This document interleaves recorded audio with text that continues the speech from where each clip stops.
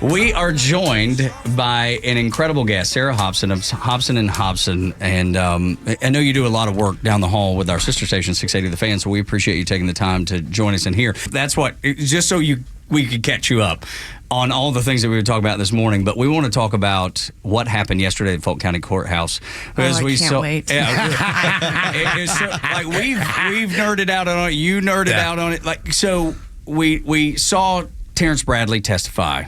And he basically said, I don't remember. And he thinks I don't remember is going to get him out of everything. Right. And what did you see? Like, when you're watching it from a legal perspective as a lawyer, what did you see? Right. So, I mean, I want to give you a little bit of backstory. I used to be a prosecutor for Cobb County, for the state court. So I've been in court numerous times with Terrence Bradley, Nathan Wade, as a prosecutor and as a defense attorney. So this is incredible that such a massive case of epic importance is happening live right before me with like my home team, it feels like. I mean, these are the lawyers I grew up with as a baby attorney.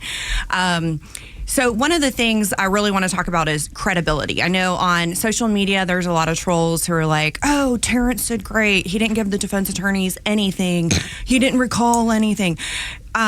That's not true. So thank you. That was one of our biggest points. That's not true. In fact, I have an opinion looking at watching the whole case, geeking out on it myself. The court looks at the credibility of the witnesses, and some things are not making sense. He takes the stand. I don't recall. I only talked about Fani with Nathan one time. Then later, Sadal gets him to admit that there was another time. And really, you've been his attorney since 2018, and you've only discussed his paramour one time. This just isn't adding up. So the court's looking at the credibility of the witnesses. Sometimes, lawyer will advise you to say, I don't recall. If you don't recall, you're supposed to only say it if you don't recall, but to avoid perjuring yourself. If you've made another statement that's in contradiction with what you might be being asked at that moment.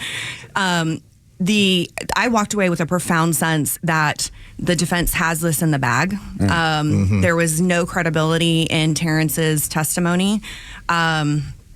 I think another thing is, the judge was kind of trying to get the defense attorneys to speed things up. In our experience in divorce cases, typically that when the judge is like, I've heard enough, counselor, you can sit down, that means, it's done. I get it. I get it. But the other thing is the defense attorneys, they have to perfect the record in case there is an appeal. And they're also being tried, raked over the coals in the court of public opinion. So, I understand why they kept kind of asking for more latitude with the judge to ask more questions. Let me ask you this, because I don't think a lot of people understand. This is like a hearing inside of a case, and a lot of people think, okay, well, he's got to make a decision based on this, this, and this. No, this is him basing it on credibility, whether Nathan Wade really is a credible man, right, and whether they're going to believe him. It's not even about Terrence Bradley. This is about what the judge is going to hear, what he's going to see. But again, like, there are certain things that might have gotten struck off the record that he still, is going to have in the back of his head. How much do you think his closed door meeting told him what he needed to know about Terrence Bradley, Nathan Wade, and Fani Willis, whether they were telling the truth? I mean, clearly it told him enough to have Bradley take the stand again. I mean, I think it was rocking, I'm sure. When Terrence was first testifying a couple of weeks ago, maybe it was a week ago, I don't know. Yeah, we're like 10 days out. I think when all this thing got rolling. When he was first testifying, I was a little disappointed watching that. I felt like the judge was not aware of what was going on. I think he was kind of maybe drinking the Kool-Aid. It appeared to me from the outside. Yeah. And, that is a valid argument that, things are protected by attorney-client privilege. But towards the end, he started to realize, like, you also can't falsely use that to just, put up a shield so that you don't have to testify to something that you've already stated. And I don't know if this is a good time to go into it, but perfect time. Okay. Yeah. So, we got time. There's so many aspects here. We don't even have to talk. You are preaching to the choir here. Okay. I mean, we've been nerding out on this for the better part of 2 weeks. Okay. So a little bit about the timeline. Fani gets elected in 2020. There are now whistleblowers that are coming out and saying Nathan Wade was already in the room as her transition team, but he was actually, there's allegations, he was actually the one doing the hiring and firing of the staff. And interviewing, right? And interviewing. And so then you fast forward to, and it's alleged that there's been allegations based on Terrence Bradley's statements to Ashley that their relationship began in 2019 at a conference. Right, and that was what was happening on the text message that they were using as evidence. And we heard that from Yurdi, too. So now that kind of goes along. Now you have two people. Right. And so fast forward to, I believe it was 2022, and I have all the receipts. I will post this if I can. You're a woman after Carlos Medina's own heart. I'm like, I love receipts. She has a 3-ring binder, just so people listening, and it's got beautiful notes, everything. Yeah. It's gorgeous. It looks like a term paper almost. Yeah. I want to read that whole thing. Let me ask you this while you look into this, because again, we've all been fascinated with this. And Sarah Hobson is our guest. You can always check them out, Hobson and Hobson. Typically divorce oriented, but she's so plugged in with this stuff that we wanted to get her on the show.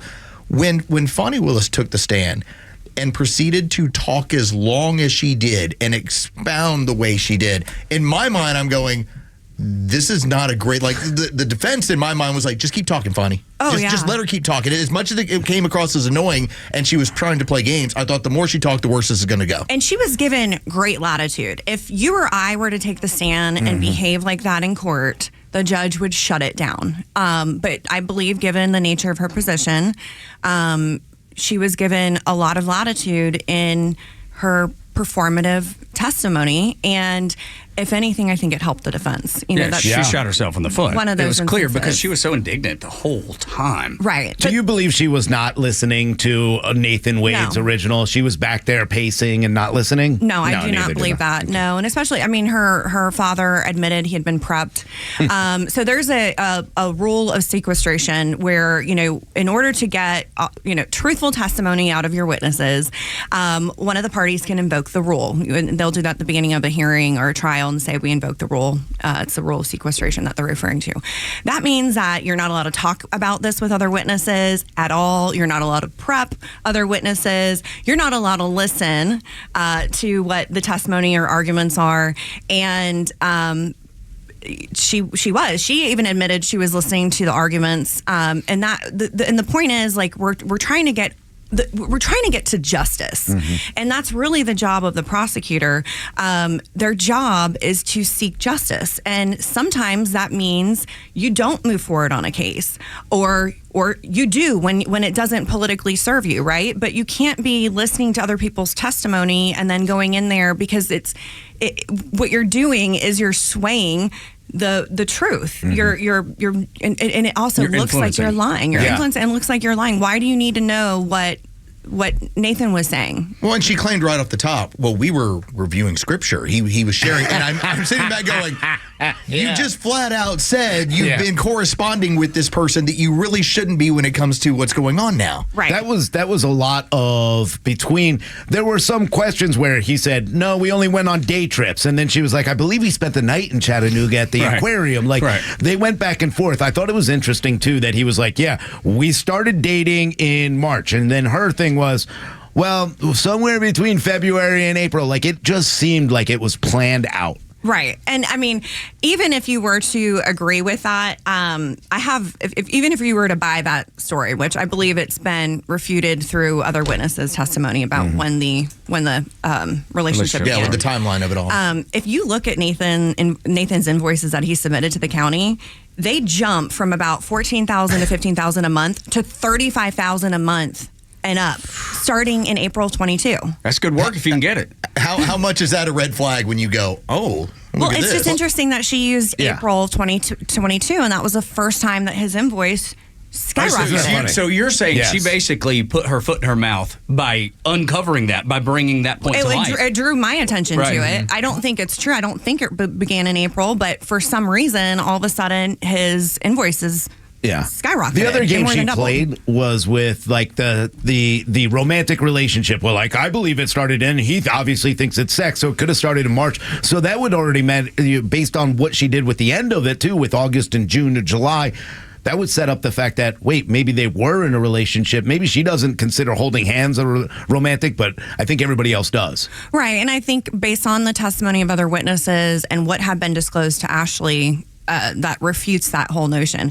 I want to get back to the timeline. Mm-hmm. So so sometime in, I believe it was September of 22, Fonnie Willis's office requests the Board of Commissioners for additional funds. And the alleged reasoning for this need of additional monies is to hire 55 employees.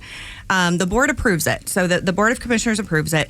However, they make it very clear that the money is to be used to hire 55 employees. And it also states exactly what roles are to be filled. So I believe it was like 10 level 4 or level 4 attorneys, and these were supposed to be full-time attorneys. And what was presented to them in this request was, because of COVID, crime has increased, it's skyrocketed, and we have this huge backlog of cases.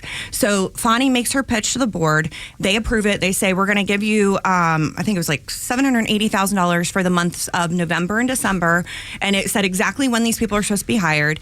And then in 2022, we're going to give you $5 million for these 55 new employees to get this backlog moving so we can keep Fulton County safe.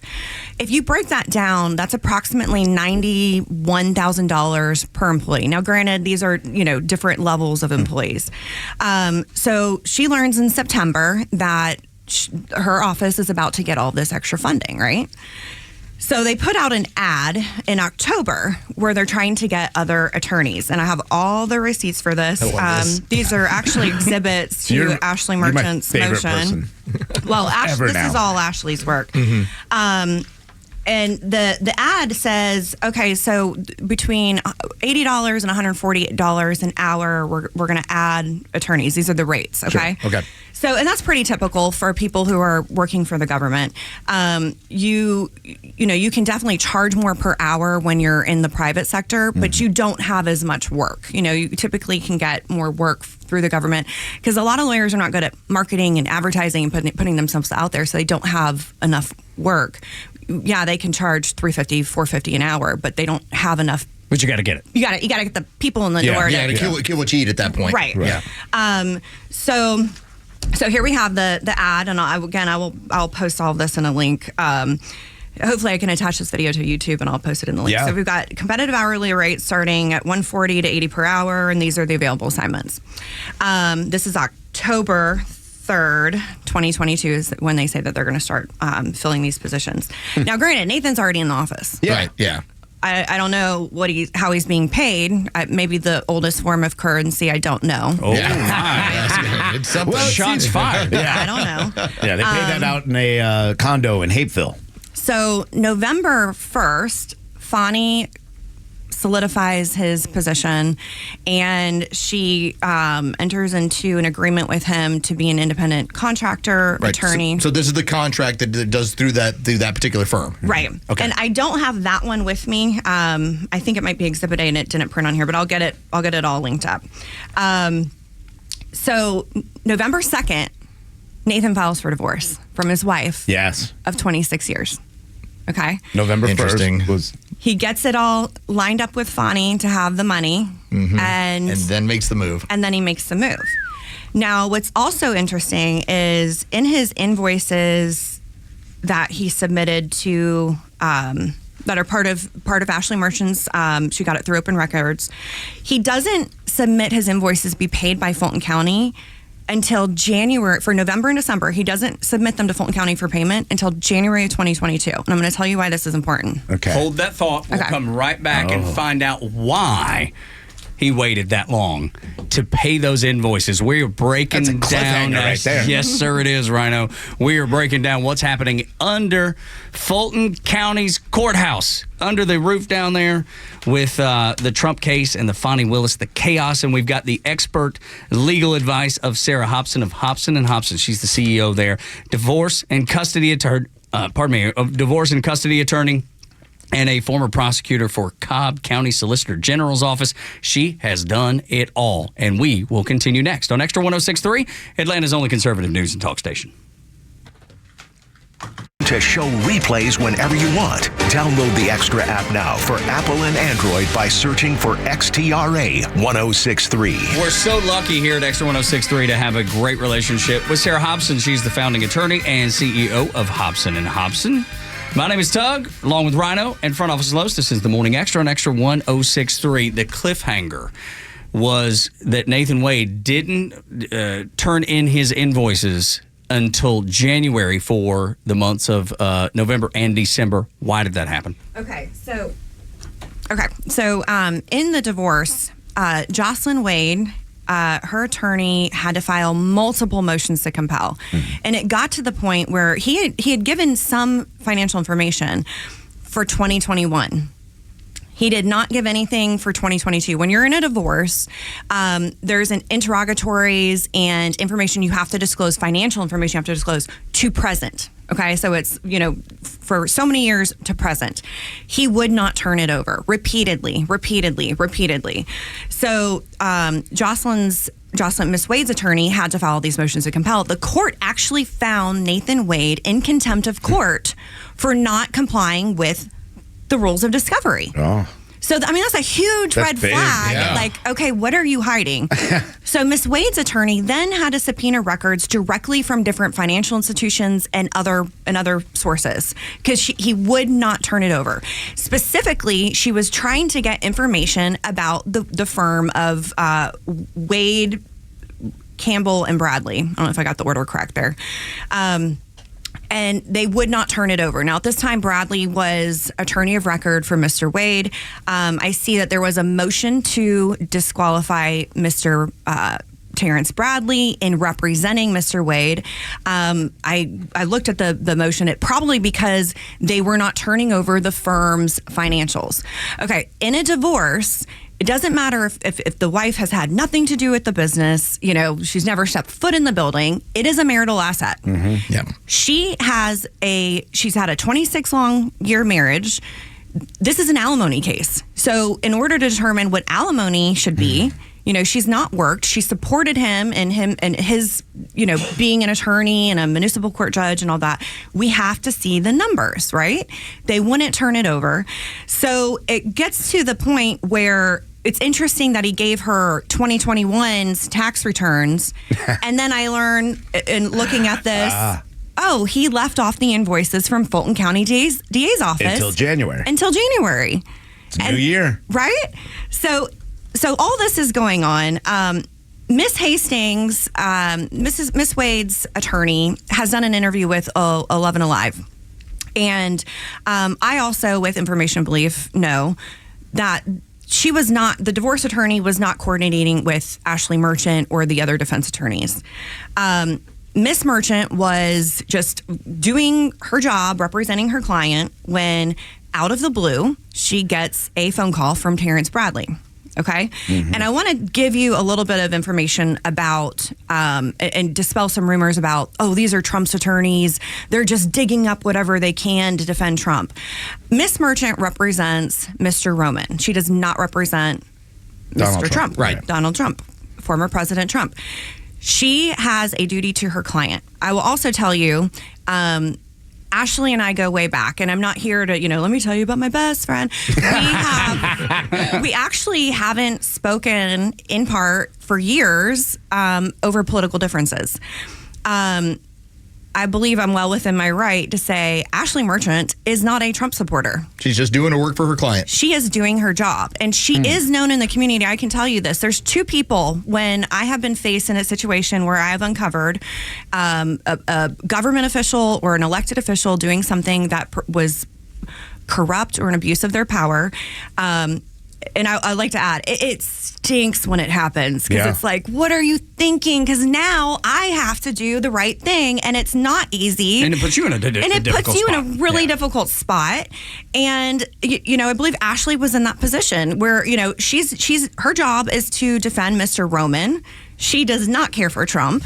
She's not doing this for Trump. It was brought to her by Terrence Bradley because there was a news article that was put out not by Ashley. I believe there was some whistleblowers and maybe even some news stations that did open records.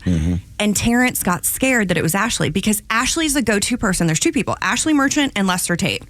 Those are two people that will uncover anything regarding corruption or abuse of power. They are going to root it out. So he assumed when he saw this article in the news that it was Ashley digging into the financials. That she's got the goods on me. Okay. And I'm in trouble. So if that's the case and he thinks that about her, because yesterday he made sure, I didn't know Ashley was going to use anything I told her in this court case. That's a complete lie. He's an attorney. And he had the motion. How dare he say that? Didn't the judge even reference that, saying he knew? Oh, yeah. And she got mad too, right? Because she's like, aren't you an officer of the court? This is ridiculous. I mean, that was ridiculous. And Ashley has a reputation where she will do the right thing and she will stick her neck out. And that's why he went to her.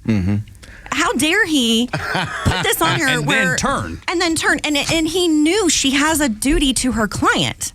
Sarah Hobson is our guest. You can always check her out, Hobson and Hobson. And I think this really dovetails into the idea of when you are going through divorce, do this the right way. Right. The only reason we're here is because the Wades couldn't handle their divorce. Like, that's the origin of all of this. That's the only reason why Fonnie had to get on the stand. And we're having this thing because they were having an unamicable bad situation. Exactly. And I'll tell you, Miss Wade's attorney put in a motion. They did not learn of the affair until Christmas of 23. So they're good at hiding it. Right. Well, but how could they be? Everybody seemed to know. You know, that's what I'm saying. Their inner circle knew, right? Well, yeah, but you think loose lips sink ships, man. That's an old saying from back from the Navy. But at the same time, this is when we look at the geo tracking data. This is going on at like midnight to 3 a.m. Like, if you're going to hide it, it looked like they were hiding it. When they talk about how many times they went out of town, they weren't running around town a lot. Yeah. We strategized at that time. Can we ask? I want to ask you about the stacks of cash, because nobody uses stacks of cash. There's not a chance that the judge is going, "Oh, you've got a pallet of cash sitting in a South Fulton home." In New York, they got times, dude. Unbelievable. Nobody does credibility. that. It goes back to credibility. And in fact, the prosecutors have historically used that as evidence that someone was doing something illegal. Usually drug dealers use cash. Right. Like, literally, they'll use that as evidence that someone is committing a crime. The judge has to see that. And you being a divorce attorney, it must have really made you laugh when he goes, "Well, I asked for the divorce in 2015, so I wasn't married. I don't consider myself married throughout that entire time." Wrong answer. I mean, any divorce attorney will say, no girls, no guys, no nothing until this is done. Oh, and the whole allegation regarding Miss Wade's alleged affair, first of all, it was never brought into the divorce until Miss Fonnie Willis filed a motion to not have to come be deposed. She's the one who entered and inserted that allegation into the divorce. That's the first time Miss Wade's attorney ever heard of that accusation. And the whole, our divorce was over, irreconcilable differences. That's not how that works. You're still married. And the other thing is, even had there been an affair, which it has been, per Miss Wade's attorney, denied. Yeah, 3 minutes left here. Okay.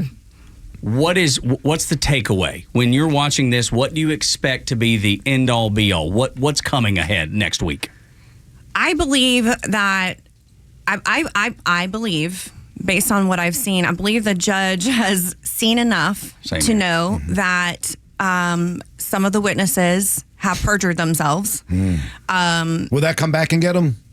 Yes. Yeah, I believe so. See, that's the thing. That's the only thing we always struggle with, because it feels like like you get like a professional courtesy of lying. It feels like that they're going to get off scot-free. And maybe I'm way wrong, but that's the way it feels. I agree, and I'm concerned with that as well. I mean, because I have seen, I have witnessed things where I have had to get Ashley Merchant's help. I didn't want to get involved in it, but, as an officer of the court, I had to. And they, it was kind of a slap on the wrist. So, do you think you talk to Fonnie and go, "Hey, best you step down now," or you let this ride now? Absolutely step down. I mean, this is what blows my mind. This is that "what were you thinking" moment. Yeah. This is the biggest case, definitely in the state of Georgia. In the in nation. the history, maybe in the nation. Why in the world? What are you thinking? If you really believe that these defendants did what they did, why? Why did you risk hire it? your boo? And that Because is, it was never it was never serious to them. but this is for a legal professional. This is a comedy of errors. Right. That's what it comes out. This is a comedy of errors from people that are not reputable. Right. And Yeah, I think that's it. you're trying to act as I'm saving democracy. Where do you see? Do you think the disqualification happens? Because I do. I think McAfee. There's believe no it does. way he looks at what happened. The fool on the stand saying, "Oh, I don't remember." I was speculating. No. That's not going to save your Speculating. butt. No, Ashley did You not mean want to lying? have to do this. She even put it in her motion. It was with great trepidation. Like, she does not want to burn every bridge in Fulton County. You know, she And does a lot of unfortunately, that's- cases. He put this, Terrence put this information in front of her. She had to act on it, you know, and she had to submit it to the court. If she gets disqualified, do you think anybody else, any other prosecutor wants to pick this up? I don't know. I don't know the current The ins and outs. politics Yeah. of, you know, who's, you know, I guess the AG's office would be referred the case to figure out if there's another prosecutor. If she's disqualified, this goes away. I feel like this just seems impossible for it not to. Sarah Hobson, thank you so much. Thank you. I hope it won't Can't be wait the to do it last again. time you come and sit and talk about it because we're so fascinated with your binder. I'm fascinated with this case. It is. It's so interesting. It's so much fun. Not fun, but kind of fun. You know, it's what we do. So Hobson and Hobson, if you need great legal advice, reach out to Sarah Hobson. You can do a quick Google search and find them. For Sarah, for Rhino, for Front Office Los and Board Op, Joe Virgin River. My name is Tug. Y'all come back now, you hear?